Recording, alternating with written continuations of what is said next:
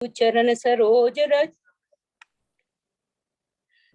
श्री गुरु चरण सरोज रज निज मुन मुकुर सुधार, बरन रघुवर विमल जसु जो दायक फल चार। बुद्धिहीन तनु जानिके सुमरो पवन कुमार, बल बुध बुद्ध्या देव मोहे हरौ कलेस विकार। जय हनुमान ज्ञान गुण सागर, जय कपीस तिहुँ लोक उजागर। राम दूत अतुलित बल धामा, अंजन पुत्र पवन सुत नामा। महावीर विक्रम बजरंगी, कुमित निवार सुमित के संगी। कंचन बरन विराज सुबेसा, कानन कुंडल कुंचित केसा। हाथ वज्र और ध्वजा विराजे, कांधे मूज जनेऊ साजे। शंकर सुवन केसरी नंदन, तेज प्रताप महाजगवंदन। विद्यावान गुणी अति चातुर, राम काज करवे को आतुर। प्रभु चरित सुनवे को रसिया, राम लखन सीता मन बसिया। सूक्ष्म रूप धर सिए दिखावा, विकट रूप धर लंक जरावा। भीम रूप धर असुर सहारे, रामचंद्र के काज समारे। लाए सजीवन लखन जियाए, श्री रघुवीर हर्ष उर लाए। रघुपति कीनी बहुत बड़ाई, तुम मम प्रिय भरत भाई। सहस बदन तुम रोजस गावे, अस कैसी पद कंठ लगा। सनकादिक ब्रह्मादि मुनीसा, नारद सारद सहस ईसा। जम कुबेर दिक्पाल जहाँ ते, कवि कोविद कह सके कहाँ ते। तुम उपकार सुग्रीव कीना, राम बिलाय राजपद दीना। तुमरो मंत्र विभीषण माना, लंकेश्वर वै सब जग जाना। जुग सहस्त्र जोजन भर भानु, लीलोताय मधुर फल जानु। प्रभु मुद्रिका मेल मुख माही, जलद लांग गए अचरज नाही। दुर्गम काज जगत के जेते, सुगम अनुग्रह तुम रे तेते। राम दुआरे तुम रखवारे, होत न आज्ञा बिन पैसारे। सब सुख लहे तुम्हारी सरना, तुम रक्षक काहू को डरना। आपन तेज समारो आपे, तीनों लोक हाथ ते कापे। भूत पिशाच निकट नहीं आवे, महावीर जब ना सुनावे। नासै रोग हरे सब पीरा, जपत निरंतर हनुमत बीरा। संकट ते हनुमान छुड़ावे, मन क्रम वचन ध्यान जो लावे। सब पर राम तपस्वी राजा, जिनके काज सकल तुम साजा। और मनोरथ जो कोई लावे, सोई अमित जीवन फल पावे। चारों जुग प्रताप तुम्हारा, है प्रसिद्ध जुग जगत उजियारा।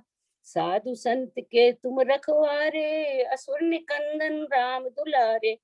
अष्ट सिद्ध नव निधि के दाता, असवर दीन जानकी माता।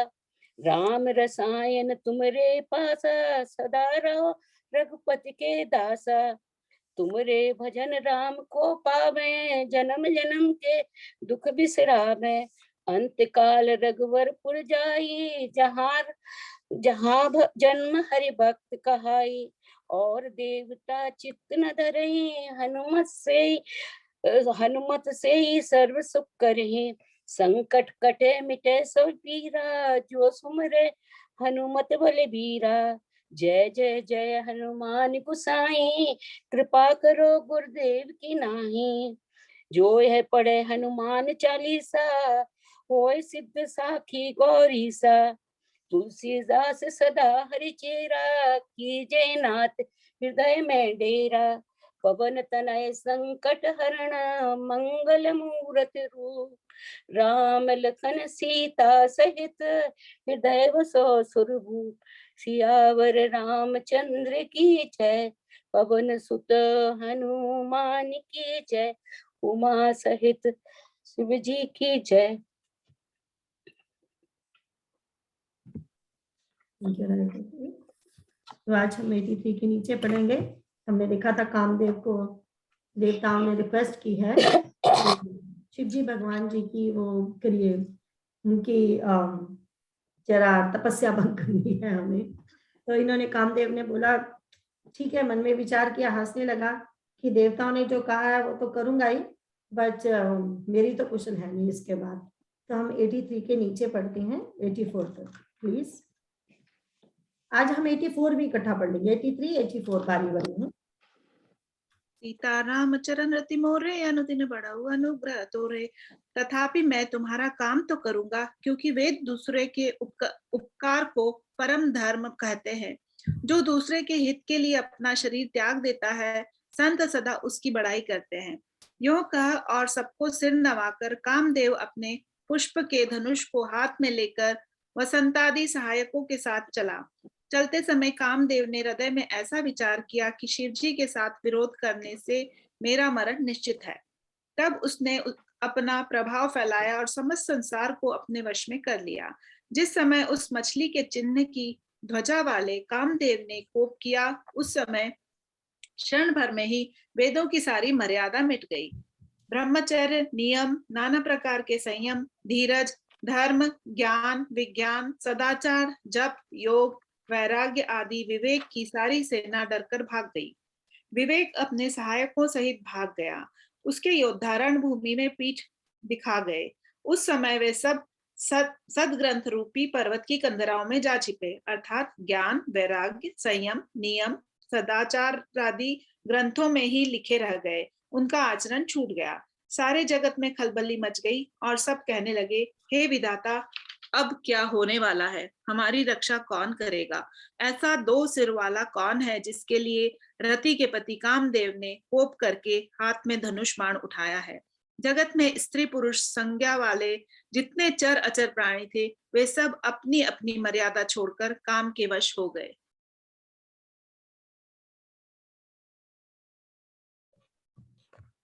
सबके हृदय में काम की इच्छा हो गई। लताओं बेलों को देखकर वृक्षों की डालियां झुकने लगी। नदियां उमड़ उमड़ कर समुद्र की ओर दौड़ी और ताल तलैया भी आपस में संगम करने मिलने झुलने लगी। जब जड़ वृक्ष नदी आदि की यह दशा कही गई, तब चेतन जीवों की करनी कौन कह सकता है। आकाश जल और पृथ्वी पर विचरने वाले सारे पशु पक्षी अपने संयोग का समय भुलाकर काम के वश में हो गए। सब लोग कामांध होकर व्याकुल हो गए। चकवा चकवी रात दिन नहीं देखते। देव दैत्य मनुष्य किन्नर सर्प प्रेत पिशाच भूत बेताल, ये तो सदा ही काम के गुलाम है। यह समझकर मैंने इनकी दशा का वर्णन नहीं किया। सिद्ध विरक्त महामुनि और महान योगी भी काम के वश होकर योग रहित या स्त्री के विहरी हो गए। जब योगीश्वर और तपस्वी भी काम के वश में हो गए, तब पामर मनुष्य की कौन कहे। जो समस्त चराचर जगत को ब्रह्ममय देखते थे, वे सब अब उसे स्त्रीमय देखने लगे। स्त्रियां सारी संसार को पुरुषमय देखने लगी और पुरुष उसे स्त्रीमय देखने लगे। 2 घड़ी तक सारे ब्रह्मांड के अंदर कामदेव का रचा हुआ यह कौतुक तमाशा रहा। किसने भी हृदय में धैर्य नहीं धारण किया। कामदेव ने सबके मन हर लिए। श्री रघुनाथ जी ने जिनकी रक्षा की, केवल वे ही उस समय बचे रहे। तो हम देखते हैं कि कामदेव आए तो सिर्फ हमारे शिव जी भगवान जी की तपस्या भंग करने थे, लेकिन उन्होंने क्या किया, उन्होंने गुस्सा दिखाया। और गुस्सा क्या, वो अपना अभिमान भर के आए हैं। वो देखते हैं कि देखता हूँ मैं तो सारी सृष्टि को बस में कर सकता हूँ। तभी उन्होंने बोला कि जो औरत एंड आदमी जितने भी पुरुष हैं स्त्री वर्ग के हैं, सारे के सारे मोहित हो गए। तो वहां बड़ा लंबा इन्होंने जिक्र किया है। तो फिर बचा कौन रहा, ओनली जो भगवान की शरण में गए वो ही बचे रहे, है ना। आगे चलते हैं 85 के नीचे। 2 घड़ी तक ऐसा तमाशा हुआ, जब तक कामदेव शिवजी के पास पहुंच गया। शिवजी को देखकर कामदेव डर गया। तब सारा संसार फिर जैसा का तैसा स्थिर हो गया। तुरंत ही सब जीव वैसे ही सुखी हो गए जैसे मतवाले नशा पिए हुए लोग मद नशा उतर जाने पर सुखी होते हैं। दुराधर्ष, जिनको पराजित करना अत्यंत ही कठिन है और दुर्गम है, जिनका पार पाना कठिन है, भगवान संपूर्ण ऐश्वर्य, धर्म, यश, श्री, ज्ञान और वैराग्य रूप 6 ईश्वरीय गुणों से युक्त रुद्र महाभयंकर शिवजी को देखकर कामदेव भयभीत हो गया। लौट जाने में लज्जा मालूम होती है और करते हुए बनता नहीं। आखिर मन में मरने का निश्चय करके उसने उपाय रचा। तुरंत ही सुंदर ऋतुराज बसंत के को प्रकट किया। फूले हुए नए नए वृक्षों की कतारें सुशोभित हो गई।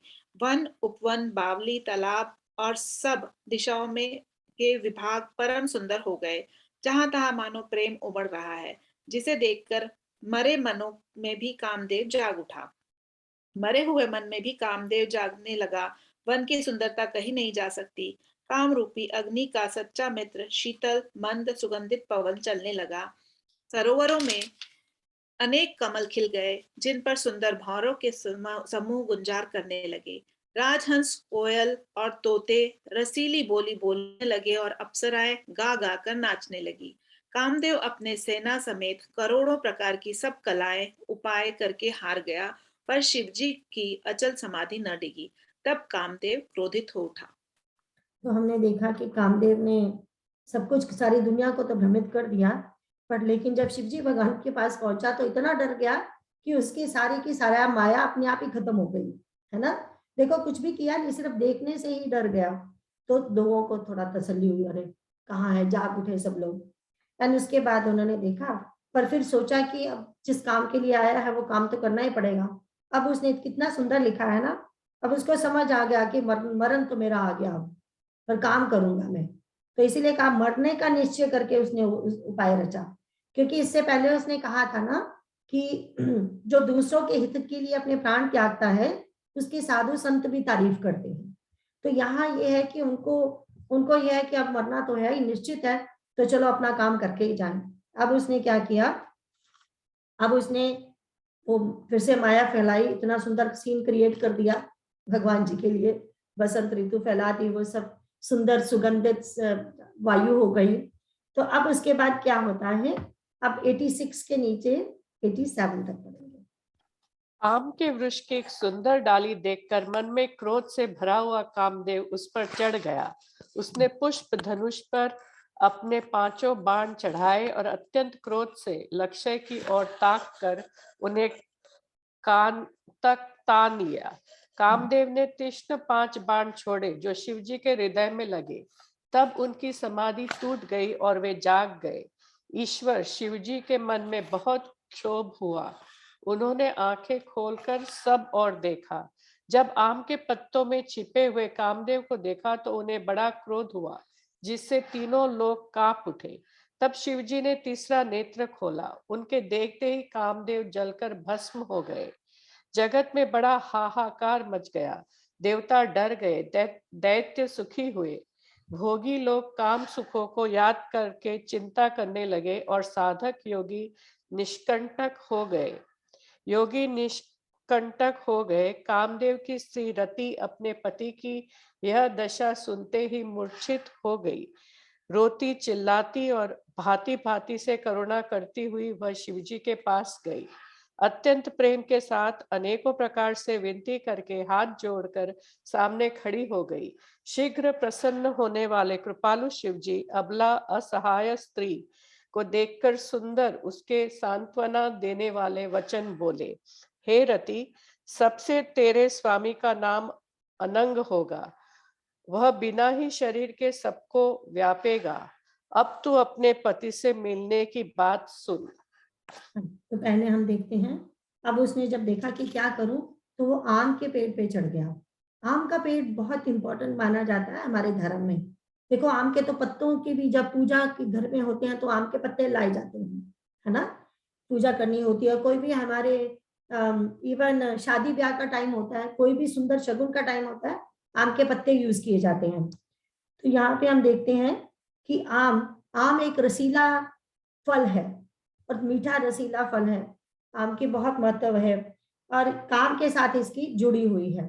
बट हम देखते हैं काकभूषणी जी, हमने देखा था उत्तरकांड में, देखेंगे काकभूषणी जी भी आम के पेड़ का प्रयोग करते हैं। रिमेंबर, वो पीपल के पेड़ के नीचे समथिंग एल्स करते हैं, फिर एक पेड़ के नीचे तपस्या करते हैं, एंड जो वट के पेड़ के नीचे कथा करते हैं, वह सब पेड़ों की बात आती है। और आम के पेड़ के नीचे क्या करते हैं, मानस पूजा करते हैं, क्योंकि मन को हमेशा मनोरंजन की जरूरत है। किसी तरह का भी मनोरंजन ले लो, वो आप लोअर कैटेगरी का मनोरंजन ले लो या भगवान की भक्ति का उसका मनोरंजन ले लो, तो वो क्या करता है, मानस, क्योंकि मन के साथ काम का संबंध है ना, तो भगवान क्या कहते हैं कि सब तरह की ममता जोड़कर मेरे में जोड़ दो। इधर उधर तुम्हारी ममता समेत पड़ी हुई है ना, बच्चों में है, पति में है, फिर बहन भाइयों में है, सब में, उसको तुम एक जगह धागे में पिरो के मेरे को बांध दो। अब तो क्या करते हैं वो, आम के पेड़ के नीचे मानस पूजा करते हैं। अब ये आम के पेड़ का क्या प्रयोग करता है, दुरुपयोग करता है ना। तो ये आम के पेड़ के बीच में बैठ गया पत्तों में छुप के, तो वहां से उसने 5 बाण चलाए हैं भगवान के ऊपर। तो भगवान जरा थोड़ा विक्षेपित हुए, उनको थोड़ा विक्षेप हुआ, उठे, क्या हो गया। तो अब हम ये सोच सकते हैं कि क्या सचमुच भगवान के उसके बाणों से विक्षेप हुआ होगा। भगवान तो जानी जान है ना। अब इसने देखो, इसने क्या किया था, सिर्फ एक शिव जी भगवान की समाधि भंग करने को कहा गया था, इसने तो सारी दुनिया को खराब कर दिया कुछ घड़ी के लिए, है ना, छोड़ा नहीं, अपना क्रोध भर के अभिमान में बड़ा आया। तो अब हमारे शिव भगवान क्या करते हैं, देखते हैं कि कौन है, किसने मेरी समाधि भंग की, तो ऐसे करके देखते हैं, देखो तो जरा ये आम के पेड़ में कौन छुपा है। तो आम के पेड़ में उन्होंने देखा, बड़ा सुंदर सा है, क्योंकि कहते हैं बड़ा सुंदर है, नील वर्ण के हैं हमारे भगवान की तरह, और धनुष हाथ में रखते हैं, हमारे राम जी भी तो धनुष हाथ में रखते हैं ना। तो इसने बोला ये धनुष बाण वाले मेरे प्रभु हैं क्या, फिर ऐसे करके देखते हैं, जैसे ऐसे करके देखते हैं तो तीसरी आंख खुलती है, तीसरी आंख खुलती है तो फिर तो हाहाकार मच जाता है कि अरे आंख खुल गई, अपनी बचेगा कामदेव, तो कामदेव तुरंत भस्म हो जाता है ना। तो ये तीसरी आंख का खुलना हमें पता ही है क्या, ये ज्ञान की आंख है। बट यहाँ पे देखो, व्यवहारिक दृष्टि से देखो, कामदेव सिर्फ भगवान शिव की समाधि खोलने के लिए आया था, तोड़ने के लिए आया था, राइट। उसने सारी दुनिया को बर्बाद कर दिया कुछ क्षणों के लिए। हमारे शिव भोलेनाथ है, इन्होंने अपना जब तीसरा नेत्र खोला, आम का एक पत्ता भी नहीं जला, सिर्फ वो ही जला। ये होता है क्रोध का सदुपयोग। दंड तो देना है, इसका मतलब नहीं है कि तुम ऐसे क्रोध करो कि आसपास वालों को भी मतलब उस समय भस्म करके रख दो। कई बार हमें जब क्रोध आता है ना, तो जिस पे क्रोध आया उस पे तो आता ही है, आसपास भी कोई खड़ा हो ना, उस पे भी क्रोध आने लगता है। वो कोई शांत कराने की कोशिश करे, फिर तुम्हें ऐसा गुस्सा आता है, तुम तो चुप रहो, तुम बीच में मत पड़ो, ऐसे बोलते हैं हम, है ना। तो ये होता है क्रोध का दुरुपयोग। हमारे शिव जी भगवान बताते हैं सदुपयोग क्रोध का कैसे करना है, किसी और को तंग नहीं करना, जिसपे गुस्सा है उसी पे करो, है ना। और उसका भी सदुपयोग किया। अब जो उसका हुआ हमारे कामदेव का, वो तो दिख गया, वो तो जल के भस्म हो गया। अब रति आई है, अब रति रो रही है, तो देखो कामदेव को तो जला देना है, रति को मरने नहीं देना है, रति को सती भी नहीं होने देना है। रति का मतलब होता है प्रेम, क्योंकि प्रेम जरूरी है, रति जरूरी है।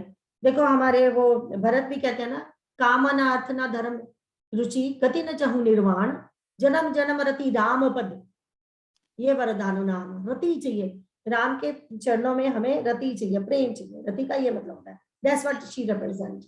तो हमारी जो रति है वो रोती हुई आई भगवान के पास, अरे आपने ये क्या कर दिया।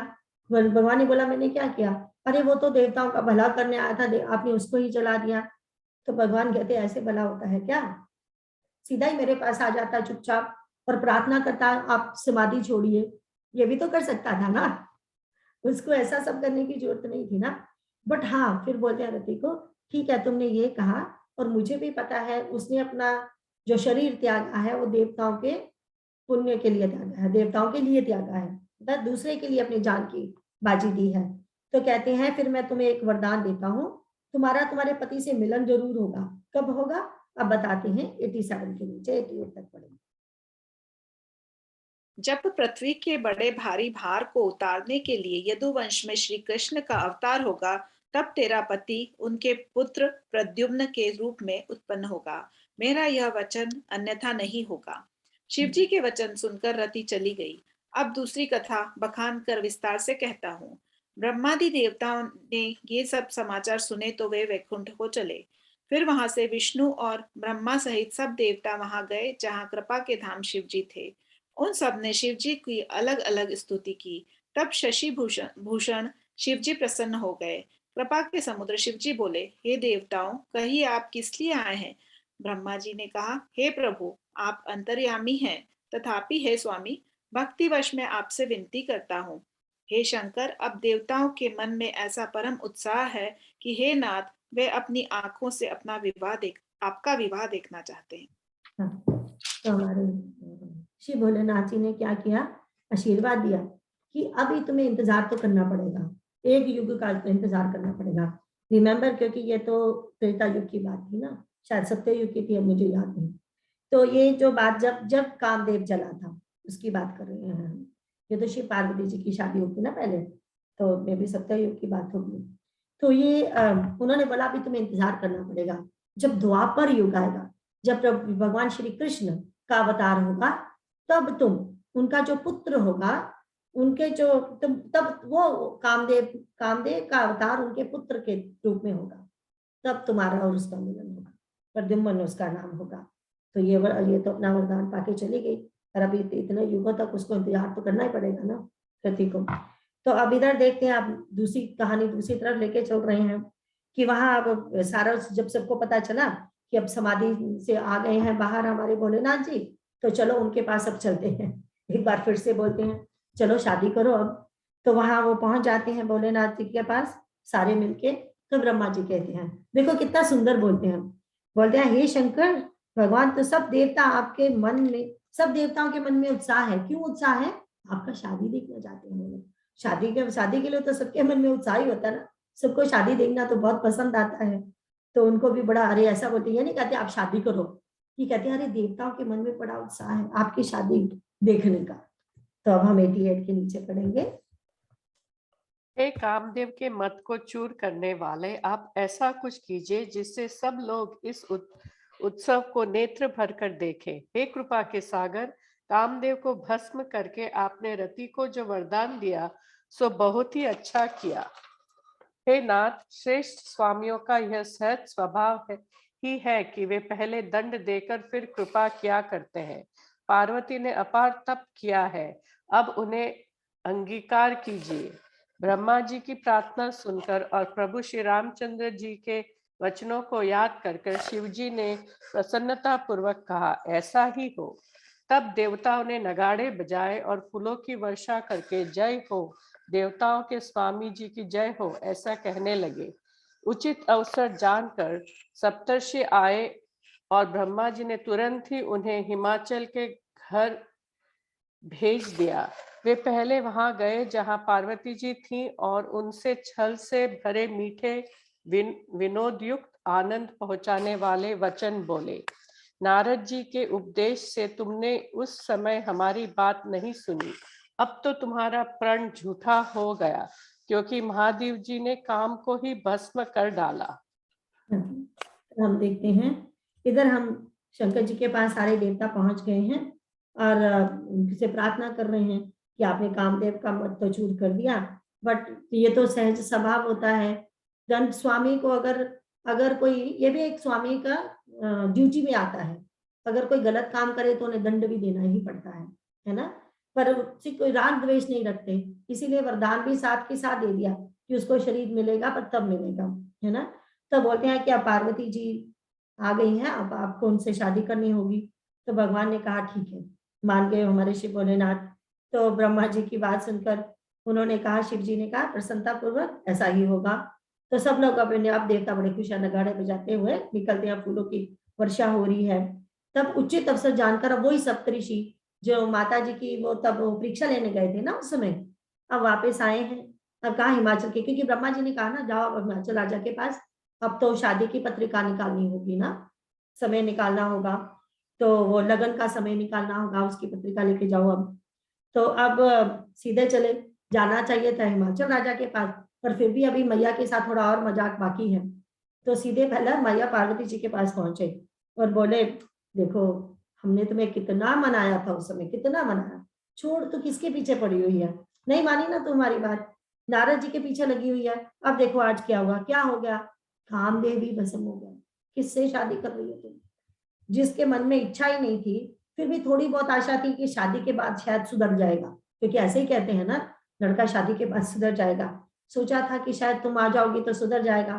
क्या सुधरेगा, खाक सुधरेगा, पहले ही कामदेव को मार दिया। अब क्या करोगी तुम, गृहस्थी में जाके क्या करोगी, है ना। तो अब 89 के पीछे 90 तक बढ़ती है। यह सुनकर पार्वती जी मुस्कुराकर बोली, हे विज्ञानी मुनिवरों, आपने उचित ही कहा। आपकी समझ में शिव जी ने कामदेव को अब जलाया है। अब तक तो वे विकार युक्त कामी ही रहे, किंतु हमारी समझ में तो शिव जी सदा से ही योगी, अजन्मा, अनिंद्य, काम रहित और भोगहीन है। और यदि मैंने शिव जी को ऐसा समझकर ही मन, वचन और कर्म से प्रेम सहित उनकी सेवा की है, तो हे मुनीश्वरों सुनिए, वे कृपा निधान भगवान मेरी प्रतिज्ञा को सत्य करेंगे। आपने जो यह कहा कि शिव जी ने कामदेव को भस्म कर दिया, यही आपका बड़ा भारी अविवेक है। हे तात, अग्नि का तो यह सहज स्वभाव ही है कि पाला उसके समीप कभी जा भी नहीं सकता, और जाने पर वह अवश्य नष्ट हो जाएगा। महादेव जी और कामदेव के संबंध में भी यही न्याय बात समझना चाहिए। पार्वती के वचन सुनकर और उनका प्रेम तथा विश्वास देखकर मुनि हृदय में बड़े प्रसन्न हुए। वे भवानी को सिर नवाकर चल दिए और हिमाचल के पास पहुंचे। हाँ, तो हम देखते हैं अब जब उन्होंने मैया को ये बात कही तो मैया ने कहा कि सुनो मुनियों, सुनो। हाँ जी बोलो। तो बोले आपको लगता है कि शिव जी ने कामदेव को आज जलाया है। पहले तो बड़ा कामी पुरुष था वो, फाइनली कामदेव को जला दिया उसने। कहते आपको तो ऐसे लगता है, ये बात सही थोड़ी है। मेरे हिसाब से तो शिव जी हमेशा ही योगी थे, निष्कामी थे। मेरे गुरु ने तो कब का बता दिया था, जब मैं इतनी छोटी सी थी, है ना। तपस्या भी अभी शुरू नहीं की थी उनके लिए, पहले ही बता दिया था वो कौन कौन है। योगी है, अजन्मा है, अनिंदनीय है, काम रहित है, भोग रहित है। बोले मैंने इसलिए थोड़ी उनसे शादी कर रही थी कि मैं किसी कामी पुरुष से जाके शादी करूंगी, इसीलिए थोड़ी इतनी तपस्या की थी मैंने। मुझे तो ये पहले से ही पता था हो, तो आप क्या बात करते हो। फिर उसके बाद बोली अच्छा, तो कहती अगर अगर मेरी मेरी अगर प्रतिज्ञा सच्ची है तो आप सुनिए, शिव जी ने कामदेव को भस्म किया, ये आपका बड़ा अविवेक है। अविवेक में कि आप बुद्धि से सोच के बात नहीं कर रहे हो, इतने बड़े मुनि ऋषि होके अविवेकों जैसी बात कर रहे हो। बोले अग्नि का तो सहज स्वभाव होता है, जो अग्नि होती है ना, क्षमा का तो सहज स्वभाव है, वो तो जलाएगी जलाएगी। तो अगर कोई आके पतंगे जलते हैं उसकी अग्नि में, उसका कसूर थोड़ी है, अग्नि का कसूर नहीं है। वो तो पतंगे तो जो होते हैं वो सिर्फ उनका वो उससे प्रभावित होते हैं, रोशनी से, है ना। तो उसको देख के उसके पास जाते हैं, वो जल के राख हो जाते हैं, पर अग्नि तो कुछ नहीं करती, अपनी तरह से वो कुछ नहीं करती। तो ये कहते हैं कि अब वो जो कामदेव जब गया भगवान जी के पास, तो वो अपने आप ही भस्म हो गया, उन्होंने कुछ नहीं किया, है ना। ये उनका कसूर नहीं है। तो बोलते हैं अग्नि का तो सहज स्वभाव है, पाला उसके समीप कभी जा ही नहीं सकता। कभी हम फायर अपना फायर प्लेस ऑन करके बैठे हैं तो वहां उसके पास बैठ के ठंडी थोड़ी लगेगी, वहां थोड़ी पाला लगेगा। तो वे कहते हैं वहां पाला जब जब आतंका जो है उसके पास जाके तो अपने आप नष्ट हो ही जाएगा। तो ये कहते हैं ये कामदेव के प्रति न्याय की बात हम करते हैं। अब पार्वती जी के वचन सुनकर उनका प्रेम एंड विश्वास देखकर बहुत खुश हुए हमारे जो ऋषि हैं। तो अब उनको सिर नवाकर फिर से अब चले गए हिमाचल राजा के पास। अब 90 के नीचे पढ़ेंगे। उन्होंने पर्वतराज हिमाचल को सब हाल सुनाया। कामदेव का भस्म होना सुनकर हिमाचल बहुत दुखी हुए। फिर मुनियों ने रति के वरदान की बात कही तो उसे सुनकर हिमवान ने बहुत सुख माना। शिवजी के प्रभाव को मन में विचार कर हिमाचल ने श्रेष्ठ मुनियों को आदर पूर्वक बुला लिया और उनसे शुभ दिन, शुभ नक्षत्र और शुभ घड़ी शोधवा कर वेद की विधि के अनुसार शीघ्र ही लग्न निश्चय कराकर लिखवा लिया। फिर हिमाचल ने वह लग्न पत्रिका सप्तर्षियों को दे दी और चरण पकड़कर उनकी विनती की। उन्होंने जाकर वह लग्न पत्रिका ब्रह्मा जी को दी। उसको पढ़ते समय उनके हृदय में प्रेम समाता न था। ब्रह्मा जी ने लग्न पढ़कर सबको सुनाया। उसे सुनकर सब मुनि और देवताओं का सारा समाज हर्षित हो गया। आकाश से फूलों की वर्षा होने लगी, बाजे बजने लगे और 10 दिशाओं में मंगल कलश सजा दिए गए। सब देवता अपने भांति भांति के वाहन और विमान सजाने लगे। कल्याणप्रद मंगल शकुन होने लगे और अप्सराएं गाने लगी। हम देखते हैं वो हिमाचल राजा के पास गए हैं, वहां उन्होंने पंडितों को बुला के अपनी लगन पत्रिका निकाली है, समय निकाला है। अब ये चिट्ठी लेके जो हमारे सप्तऋषि ब्रह्मा जी के पास गए और ब्रह्मा जी बहुत खुश हुए, सब देवताओं को समाचार दे दिया कि लगन पत्रिका अब तो निकल चुकी है, अब तो बस शादी आई समझो, है ना, शादी का न्योता हो गया ना ये तो। अब हम तब हमने देखा देवता भांति भांति के वाहन अपने अपने वाहन सजा रहे हैं, गाड़ियां सजाते हैं ना, कपड़े अपने अपने खरीदते हैं, अपना अपना सब कुछ करते हैं, तो वो अपने अपने सजाने लगे, शुभ मंगल होने लगे। अब हमारे दूल्हे का क्या हाल है वो देखते हैं 91 के नीचे, 92 तक। शिवजी के गण शिवजी का श्रृंगार करने लगे। जटाओं का मुकुट बनाकर उस पर सांपों का मोर सजाया गया। शिवजी ने सांपों की कुंडल और कंगन पहने, शरीर पर विभूति रमाई और वस्त्र की जगह वागंबर लपेट लिया। शिवजी के सुंदर मस्तक पर चंद्रमा, सिर पर गंगा जी, 3 नेत्र, सांपों का जनेऊ, गले में विष और छाती पर नरमुंडों की माला थी। इस प्रकार उनका वेश अशुभ होने पर भी वे कल्याण के धाम और कृपालु हैं। एक हाथ में त्रिशूल और दूसरे हाथ में डमरू सुशोभित है। शिवजी बैल पर चढ़कर चले, बाजे बज रहे हैं। शिवजी को देखकर देवांगनाएं मुस्कुरा रही है और कहती हैं कि इस वर के योग दुल्हन संसार में नहीं मिलेगी। विष्णु और ब्रह्मा आदि देवताओं के समूह अपने अपने वाहनों सवारियों पर चढ़कर बारात में चले। देवताओं का समाज सब प्रकार से अनुपम परम सुंदर था, पर दुल्हे के योग्य बारात न थी। तब विष्णु भगवान ने सब दिक्पालों को बुलाकर हंसकर ऐसा कहा, सब लोग अपने अपने दल समेत अलग अलग होकर चलो। तो यहाँ हम देखते हैं अब सी सबको अपनी अपनी पड़ी है, हमें अपने कपड़े खरीदने हैं, हमें अपने वाहन सजाने हैं, हमें अपना करना है। ये किसी को नहीं है कि वो जो दूल्हा है बेचारा उसके घर में तो कोई नहीं है, पहली बात तो घर ही नहीं, फिर घर घर चलो कुछ तो घर बनाओ, माँ पार्वती आने वाली है, जरा आप तो जाके कहें कि भगवान जी एक घर बना दे सुंदर सा, आपने नहीं रहना ना रहे तो माता के लिए तो बना दे, या फिर हम सजा दे क्या ना, किसी को ये चाहते हैं कि उनकी शादी हो पर उनके लिए कुछ करना है वो दिमाग में नहीं आता, अपनी तैयारी में लगे हुए हैं। अब बेचारे जो गण थे उन्होंने देखा और तो कोई आने वाला नहीं है, अब जो हमें आता है वही करते हैं, तो उन्होंने तो फिर दूल्हे को वैसे ही सजाना है, उन्होंने वही सांपों से सजा दिए, उसी के कंकन उसी के कुंडल उसी का वो बताते हैं। लेकिन कितना सुंदर है देखो कि सिर पर चंद्रमा है, गले में विष है, चंद्रमा अमृत रिप्रेजेंट करता है, गले में विष है, एक तरफ ज्ञान गंगा है ना, तो फिर उसके बाद दूसरी तरफ सांप है, फिर गले में मुंड माला है, सारा कुछ अपोजिट है। लेकिन देखो हम हैं, हम क्रोध एंड शांति को दोनों को एक साथ नहीं रख सकते, या तो हम क्रोधी होते हैं या हम शांत होते हैं, या हम वो कहते हैं विष की वर्षा कर रहे होते हैं जब हम क्रोध में आते हैं, विष की वर्षा कर रहे होते हैं, या फिर हम बड़े प्यार से बोल रहे होते हैं जब हम ठीक ठाक हैं। तो ये हम दो चीजों को एक साथ नहीं पचा सकते, सिर्फ एक भगवान ही है। तभी तो पीछे आया था ना जो डिम्पल ने पढ़ा था कि भगवान भग, जो भग होता है उसमें 6 चीजें होती हैं, हमने पीछे पढ़ा था ना, ये पेज 79 में था कि भगवान में क्या होता है, संपूर्ण ऐश्वर्य, संपूर्ण धर्म, संपूर्ण यश, संपूर्ण श्री, संपूर्ण ज्ञान और संपूर्ण वैराग्य, जिसमें ये 6 चीजें होती हैं उसी को भगवान बोला जाता है। भगवती में भी ये 6 चीजें होती हैं, भग भग से ये 6 चीजें आती हैं, 79 में आए, ये ब्रैकेट में लिखा हुआ है 79 में ना, पेज पीछे है 85 दोहे के नीचे। तो हम देखते हैं कि भगवान ही है जो अपोजिट चीजों को पचा सकते हैं, है ना।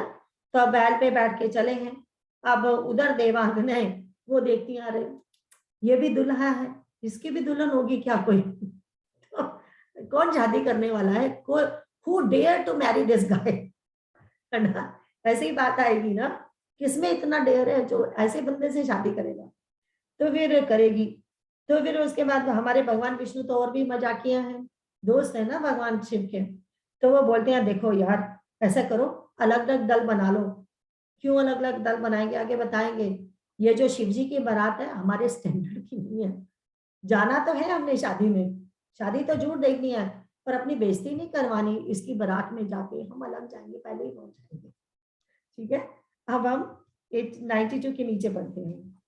हे भाई, हम लोगों की यह बारात वर के योग्य नहीं है, क्या पराये नगर में जाकर हंसी कराओगे?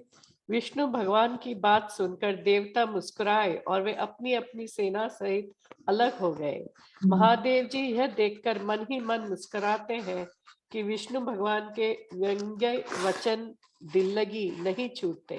अपने प्यारे विष्णु भगवान के इन अति प्रिय वचनों को सुनकर शिवजी ने भी भृंगी को भेजकर अपने सब गणों को बुलवा लिया। शिवजी की आज्ञा सुनते ही सब चले आए और उन्होंने स्वामी के चरण कमलों में सिर नवाया। तरह तरह की सवारियों और तरह तरह के वेश वाले अपने समाज को देखकर शिवजी हंसे। कोई बिना मुख का है, किसी के बहुत ही मुख है, कोई बिना हाथ पैर के है तो किसी के कई हाथ पैर हैं, किसी के बहुत आंखें हैं तो किसी के एक ही आंख नहीं है, कोई बहुत मोटा ताजा है तो कोई बहुत ही दुबला पतला है, कोई बहुत दुबला, कोई बहुत मोटा, कोई पवित्र और कोई अपवित्र वेश धारण किए हुए है। भयंकर गहने पहने, हाथ में कपाल लिए और सबके सब शरीर में ताजा खून लपेटे हुए हैं। गधे, कुत्ते, सुअर और सियार के से उनके मुख है। गणों के अनगिनत वेशों को कौन गिने। बहुत प्रकार के प्रेत, पिशाच और योगिनियों की जमाते हैं, उनका वर्णन करते नहीं बनता। भूत प्रेत नाचते और गाते हैं, वे सब बड़े मौजी हैं, देखने में बहुत ही भड़ंगे जान पड़ते हैं और बड़े ही विचित्र ढंग से बोलते हैं। तो हम देखते हैं अब जब शिवजी भगवान ने देखा कि ये तो पहले से ही अलग हो गए, वो तो यहाँ आना नहीं चाहते, अब अकेला दूल्हा थोड़ी चलेगा महल में जाके। बोले ठीक है, फिर जो मेरे साथ रहते हैं हमेशा मैं उन्हीं को लेके जाता हूँ ना। तो उन्होंने भी अपने भृंगी को बोला, बोले बुलाओ सब, अपने सब गणों को बुलाओ, सारी जनता को बुलाओ। तो जो है, नहीं तो अगर देवता लोग आते तो वो बेचारे शर्माते रह जाते, पीछे रह जाते, आगे नहीं होते। देवताओं ने तो उन्हें आगे होने ही नहीं देना था, वो शायद बारात में भी ना जा पाते, तब कैसे देखते अपने प्रभु की शादी। तो फिर बोलते हैं, फिर उन्होंने बता ही दिया कैसे कैसे है, कोई कैसा है कोई कैसा है। पर ये हंसी की बात नहीं है। अगर हम देखें तो सृष्टि में 84 लाख योनियों में हर तरह के जीव मिल जाएंगे। सचमुच कोई ऐसे होंगे किसी की आंखें नहीं हैं, किसी के कान नहीं है। हम जलचरों में भी देखते हैं, रिमेम्बर किसी का मुंह नहीं होता, एक पेट ही होता, पेट में आंखें होती हैं, है ना। तो इस तरह से हम देखते हैं इन 84 लाख योनियों के जो भी एक एक रिप्रेजेंट करने वाला होगा ना, वो सब भगवान के गण हैं। सब पहुंच गए वहां पे और सब जा रहे हैं। इसका मतलब यही है कि शिव भोलेनाथ कभी हमें छोड़ेंगे नहीं। हमें चाहे कभी पशु भाव आ जाए, कभी चाहे हम संत बन जाएं, लेकिन एक ऐसे भगवान है आशुतोष जो किसी को नहीं छोड़ते, अपनी शादी तक में ले जाते हैं सबको, है ना। नहीं तो शादी को तो स्पेशल बंदों को न्योता दिया जाता है, ऐसे वैसे लोगों को साथ में नहीं लेके जाता कोई भी, है ना। अपने रिश्तेदारी कोई गरीब हो तो उसको ही नहीं न्योता मिलता, यहाँ तक तो ऐसे भी हो जाता है। तो ये देखो, ये है हमारे भोलेनाथ जी। तो अब ये सारे मजे मौज में हैं, नाचते गाते जा रहे हैं, है ना। तो अब उनकी बोली भी नेचुरली जितनी तरह के योनियों के लोग हैं, बोली भी तो डिफरेंट ही होगी ना। अब हम 93 के नीचे पढ़ते हैं। जैसा दूल्हा है अब वैसी ही बारात बन गई है। मार्ग में चलते हुए भांति भांति के कौतुक तमाशे होते जाते हैं। इधर हिमाचल ने ऐसा विचित्र मंडप बनाया कि जिसका वर्णन नहीं हो सकता। जगत में जितने छोटे बड़े पर्वत थे जिनका वर्णन करके पार नहीं मिलता, तथा जिनके वन, समुद्र, नदियां और तालाब थे, हिमाचल ने सबको नेवता भेजा। वे सब अपने इच्छानुसार रूप धारण करने वाले सुंदर शरीर धारण कर सुंदरी स्त्रियों और समाजों के साथ हिमाचल के घर गए। सभी स्नेह सहित मंगल गीत गाते हैं। हिमाचल ने पहले ही से बहुत से घर सजवा रखे थे। यथा योग्य उन स्थानों में सब लोग उतर गए। नगर की सुंदर शोभा देखकर ब्रह्मा की रचना चातुरी भी तुच्छ लगती थी। नगर की शोभा देखकर ब्रह्मा जी की निपुणता सचमुच तुच्छ लगती है। वन, बाग, कुएं, तालाब, नदियां सभी सुंदर है, उनका वर्णन कौन कर सकता है। घर घर बहुत से मंगल सूचक तोरण और ध्वजा पताकाएं सुशोभित हो रही है। वहां के सुंदर और चतुर स्त्री पुरुषों को छवि देखकर मुनियों के भी मन मोहित हो जाते हैं।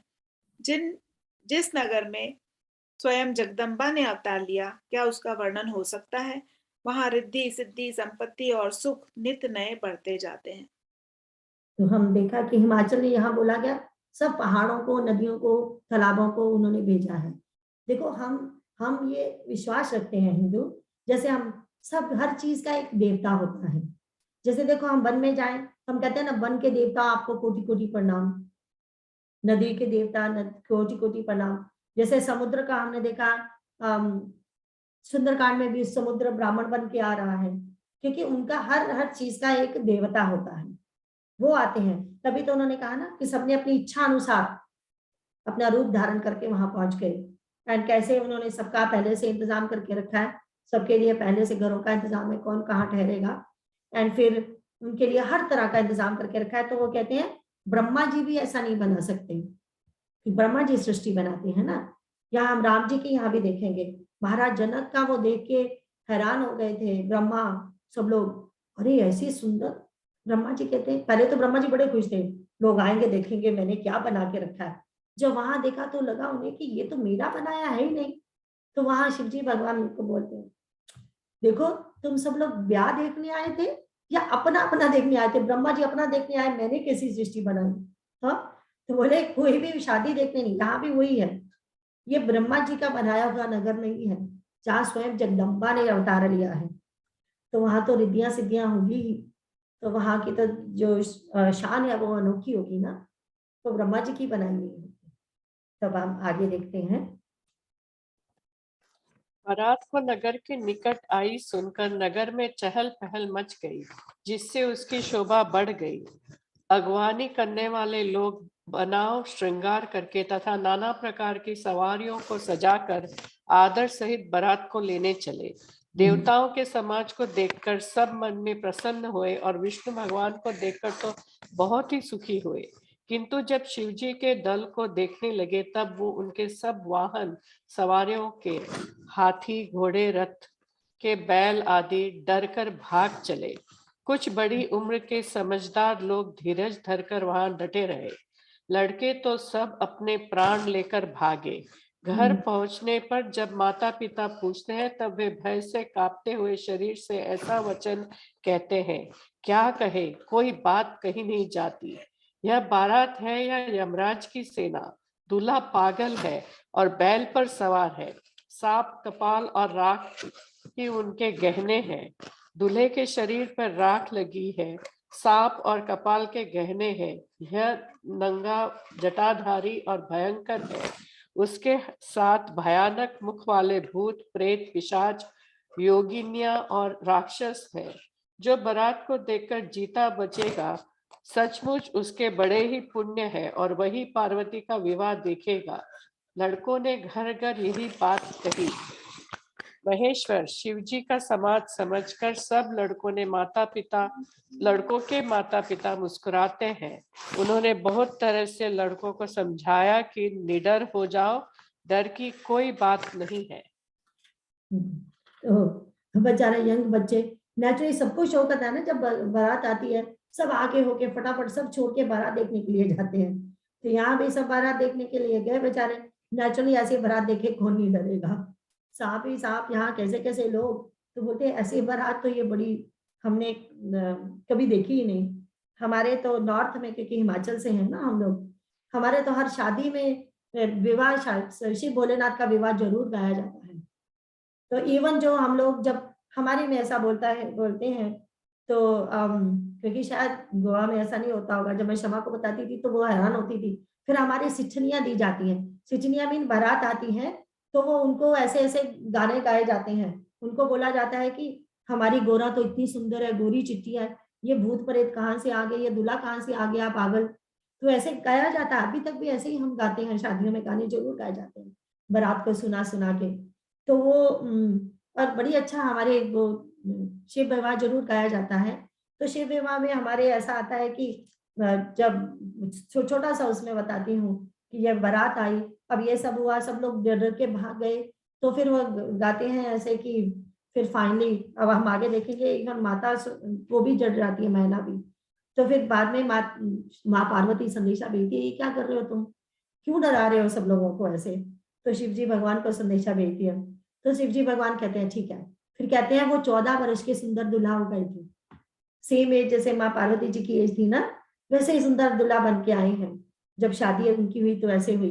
अब बोले फेरे जब होने लगे तो गाया जाता है कि पहला फेरा हुआ तो माँ ने बोला बिल्कुल नहीं लूंगी फेरा। अरे क्या बात हो गई? बोले मुझे तुमसे शादी नहीं करनी। बुलाया, शादी होने लगी, बोली शादी नहीं करनी, क्यों क्यों नहीं करनी? बोले पहले जो सांप है ना इनको निकालो। कौन करेगा शादी? सांपों को देख के डरती रहूंगी मैं, तो जयमाला भी नहीं डाल सकती। तो बोले अच्छा, सांपों को बोला जाओ। अच्छा, दूसरा फेरे होने लगा, फिर बोलती है नहीं नहीं मुझे ये शादी नहीं करनी। बोले अब क्या हो गया? बोले ये गंगा है ना, इसको वह एक औरत और तुम्हारे पास बैठी हुई है, मैं कैसे शादी करूंगी, कैसे हमारा मिलन होगा? गंगा को बोला जाओ तुम भी अपने लोक में चले जाओ। तो तीसरी बार ऐसे चंद्रमा बैठा है तुम्हारे माथे पे। अब चंद्रमा को माथे पे रखा है, कैसे लूंगी मैं फेरा, कैसे करूंगी शादी? तो बोले अच्छा, चंद्रमा को बोला तू भी चला जा, तो अपने लोक में चला जा।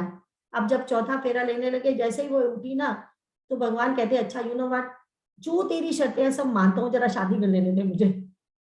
ऐसे बोला जाता है, ऐसे गाया जाता है शादी विवाह हमारे यहाँ शादियों में। तो ये बहुत सुंदर, हमें तो बहुत ही, जितनी बार ये शादी का प्रसंग पढ़ते हैं ना बहुत आनंद आता है, बिकॉज हिमाचल पुत्री है ना मैया। तो आगे बढ़ते हैं, क्या हो रहा है।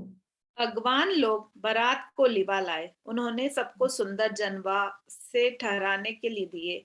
मैना पार्वती की माता ने शुभ आरती सजाई और उनके साथ ही स्त्रियां उत्तम मंगल गीत गाने लगी।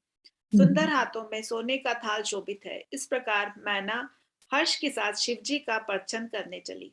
जब महादेव जी को भयानक वेश में देखा तब तो स्त्रियों के मन में बड़ा भारी भय उत्पन्न हो गया। बहुत ही डर के मारे भागकर वे घर में घुस गई और शिव जी जहां जनवासा था वहां चले गए। के हृदय में बड़ा दुख हुआ। उन्होंने पार्वती जी को अपने पास बुला लिया और अत्यंत स्नेह से गोद में बैठाकर अपने नील कमल के समान नेत्रों से आंसू भरकर कहा, जिस विधाता ने तुमको ऐसा सुंदर रूप दिया, उस मूर्ख ने तुम्हारे दूल्हे को बावला कैसे बनाया? जिस विधाता ने तुमको सुंदरता दी, उसने तुम्हारे लिए वर बावला कैसे बनाया? जो फल कल्प वृक्ष में लगना चाहिए, वह जबरदस्ती बबूल में लग रहा है। मैं तुम्हें लेकर पहाड़ से गिर पड़ूंगी, आग में जल जाऊंगी या समुद्र में कूद पड़ूंगी, चाहे घर उजड़ जाए और संसार भर में अपकीर्ति फैल जाए, पर जीते जी मैं उस बावले वर से तुम्हारा विवाह ना करूंगी। हिमाचल की स्त्री मैना को दुखी देखकर सारी स्त्रियां व्याकुल हो गई और मैना अपनी कन्या के स्नेह को याद करके विलाप करती रोती और कहती थी। आगे बढ़ते हैं। मैंने नारद का क्या बिगाड़ा था, जिन्होंने मेरा बसता हुआ घर उजाड़ दिया और जिन्होंने पार्वती को ऐसा उपदेश दिया कि जिससे उसने बावले वर के लिए तप किया। सचमुच उनके न किसी का मोह है, न माया, न उनके धन है, न घर है और न स्त्री ही है। वे सबसे उदासीन है, इससे वे दूसरे का घर उजाड़ने वाले हैं। उन्हें न किसी की लाज है, न डर है। भला बांझ स्त्री प्रसव की पीड़ा को क्या जाने। माता को विकल देखकर पार्वती जी विवेक युक्त कोमल वाणी बोली, हे माता, जो विधाता रच देते हैं वह टलता नहीं, ऐसा विचार कर तुम सोच मत करो। जो मेरे भाग्य में बावला ही पति लिखा है तो किसी को क्या दोष लगाया जाए। हे माता, क्या विधाता के अंग तुमसे मिट सकते हैं? वृथा कलंक का टीका मत लो। हे माता, कलंक मत लो, रोना छोड़ो। यह अवसर विषाद करने का नहीं है। मेरे भाग्य में जो दुख सुख लिखा है उसे मैं जहां जाऊंगी वहीं पाऊंगी। पार्वती जी के ऐसे विनय भरे कोमल वचन सुनकर सारी स्त्रियां सोच करने लगी और भांति भांति से विधाता को दोष देकर आंखों से आंसू बहाने लगी। इस समाचार को सुनते ही हिमाचल उसी समय नारद जी और सप्तर्षियों को साथ लेकर अपने घर गए। तो हमने देखा कि अब दूल्हे की जब आरती करते हैं हम, तो माता कैसे करे आरती? ऐसे दूल्हे को देख के कौन नहीं डरेगा?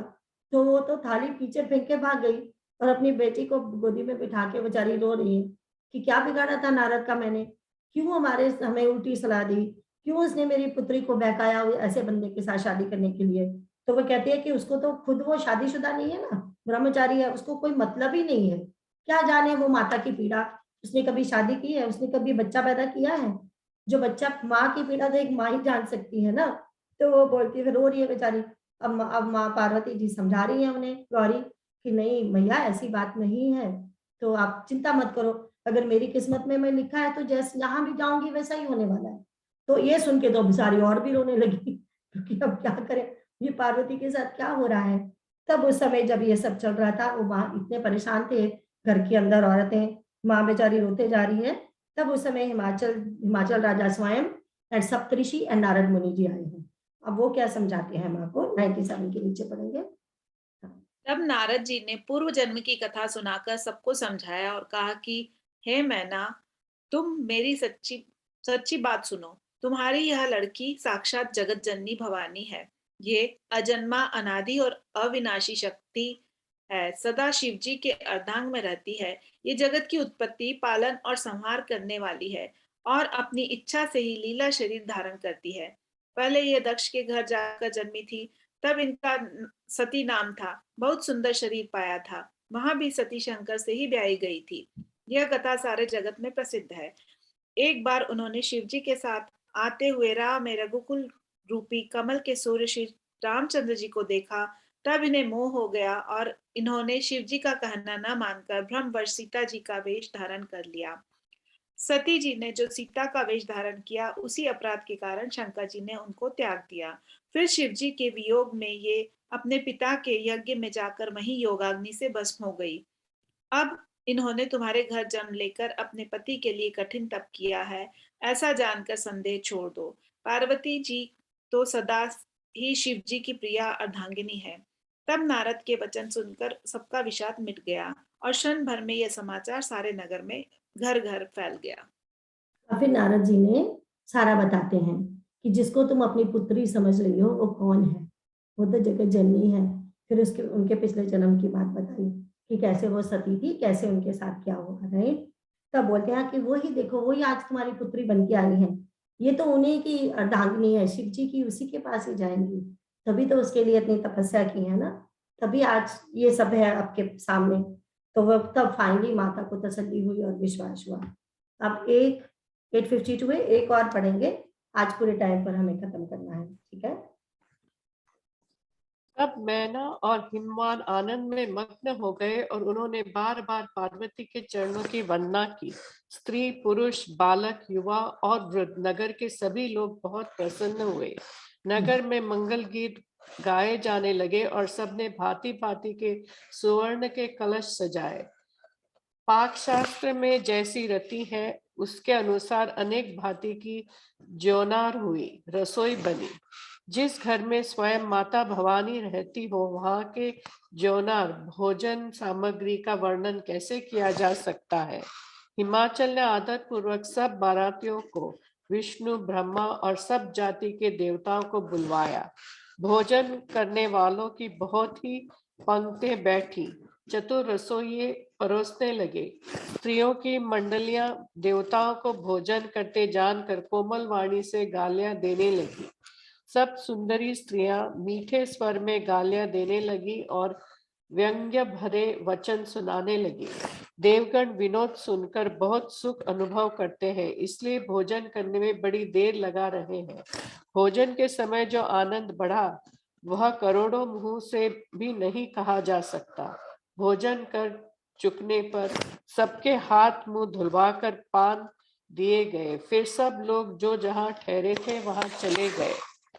फिर मुनियों ने लौटकर हिमवान को लग्न पत्रिका सुनाई और विवाह का समय देखकर देवताओं को बुला भेजा। तो यहाँ ऐसे ही होता है ना, पहले शादी, क्योंकि पहले बारात आती है, उनका स्वागत किया जाता है, उनको कुछ खिलाया पिलाया जाता है, उसके बाद ही शादी होती है ना। तो ये ऐसे ऐसे हुआ आप सबको। एक आपने देखा पढ़ा यहाँ पे, भांति अनेक बही जेवनारा, सूप शास्त्र जस कछु व्यवहारा। सूप शास्त्र बोला है, जो सूप शब्द आया है हमारे संस्कृत से ही आया है। तो सूप तो तरह तरह की दालें बनी होंगी, हिमाचल में हम उसको वो बोलते हैं, एक स्पेशल नाम दिया जाता है इसका। उसमें तरह तरह के 9-10 तरह के खाने, जो डिफरेंट डिफरेंट दालें, वेजिटेरियन ही होता है सब कुछ। तो जो रसोई सिर्फ ब्राह्मण रसोई होते हैं और वो ही परोसते हैं, परोसना भी उन्हीं को ही होता है, कोई जा नहीं सकता, बड़ी शुद्ध रसोई बोली जाती है वो लोग। तो ऐसा उसी का ही यहाँ वर्णन हुआ है। तो फिर कैसे बारात को, जो हमने कहा ना कि मीठी मीठी गालियां उन्हें कुछ कुछ बोला जाता है कि आप कैसे हो, आपकी बारात कैसी है, आपका दूल्हा कैसा है, आ कैसे गए आप यहाँ पे, इसको लेके आपको भी शर्म नहीं आई, ये सब बातें मतलब हो रही है। तो अब वो सारे वो भी बड़े मजे से खा रहे हैं, जानबूझकर कहते हैं, जानबूझकर देर लगा रहे हैं, अरे और बोलो हमें और भी मजा आ रहा है। ये नहीं कि फटाफट, अगर उनको बुरा लगता है तो फटाफट खाना खा के निकलते, अरे ये देखो हम खाना खाने बैठे और ये क्या सुनाया जा रहा है हमें। नहीं, उनको तो बहुत मजा आ रहा है, वो बोले अरे और सुनाओ, हम और आराम से खाएंगे, धीरे धीरे खाएंगे। तो ये 99 आज हम यहीं पे खत्म करते हैं, क्योंकि जरा कहीं जरूरी काम है, तो वो नेक्स्ट टाइम 99 के नीचे शुरू करेंगे, पर मैया की शादी तब हो जाएगी। अगर कोई प्रश्न हो पहले तो वो पूछिए। आज की क्लास के लिए कोई प्रश्न था? हाँ आंटी, प्रश्न तो नहीं है, लेकिन अगली बार आपसे वो सीखने जरूर सुनना चाहेंगे जो शिव जी के साथी है। अगर 2 मिनट आप सुना सकेंगे तो अगली क्लास में प्लीज सुना दीजिएगा कुछ लाइनें। ठीक है, वो बस ऐसे ही करते हैं। और भी ऐसे आता है, ये तो इसमें ज्यादा जिक्र नहीं है ना, ऐसे और भी आता है। ऐसे कहा जाता है कि जब इनको खाने पे बुलाया गया ना, तो हिमाचल राजा को लगा कि अरे कैसा, जितना मैं खिला सकता हूँ, जितना मैं कर सकता हूँ, कोई नहीं कर सकता। तो बोले, उस समय क्या हुआ, भगवान शिव को हुआ कि थोड़ा सा अभिमान हो गया है, तो उन्होंने भेजा किसको, हमारे हनुमान जी को, एंड जो वो है ना उनके साथ, वो कौन, हनुमान जी एंड भैरव, वो दोनों गए खाने। वो 2 जने खाने गए, सब खाना चपट कर गए, सब खा गए, कुछ भी बचा नहीं। हम क्या करें, ये तो 2 बंदे ही खा गए, ये कैसे है, अब सबको क्या खिलाएंगे हम। फिर माँ ने भेजा संदेशा, ये सब क्या तमाशे कर रहे हो तुम। फिर उन्होंने कहा कोई बात नहीं, 2 चावल के दाने बोले, ये रसोई खाने में ऐसे कर दो, इनको बिखेर दो, फिर से सब कुछ वहां इकट्ठा हो जाएगा। तो ऐसे बहुत सारी चीजें ऐसे आती हैं बोलने के लिए, जो बोली जाती हैं, जो गाई जाती हैं हमारे यहाँ शादियों में, कि ये सब कैसा था। तो बहुत मजा आता है। कृष्णा जी, जी हाँ जी, पेज आपका है 84, फर्स्ट पैराग्राफ में। बड़ा सिंपल क्वेश्चन, 10 दिशाओं का मतलब क्या? 10 दिशाएं, 10 दिशाएं होती हैं हमारे यहाँ, 10 दिशाएं बोला जाता है। जैसे तो ऐसे तो 4 बोलते हैं ना, नॉर्थ ईस्ट जी। वेस्ट साउथ, तो हमारे बोलते जी। हैं नॉर्थ ईस्ट नॉर्थ वेस्ट, अच्छा, साउथ ईस्ट साउथ वेस्ट, वो 8 हो जाती है इस तरह से, 4 की 8 बन जाती है। फिर हमारे ऊपर है नीचे बोला जाता है, इस तरह से 10 दिशाएं कहते हैं। एंड हर दिशा का असाइन देवता होता है।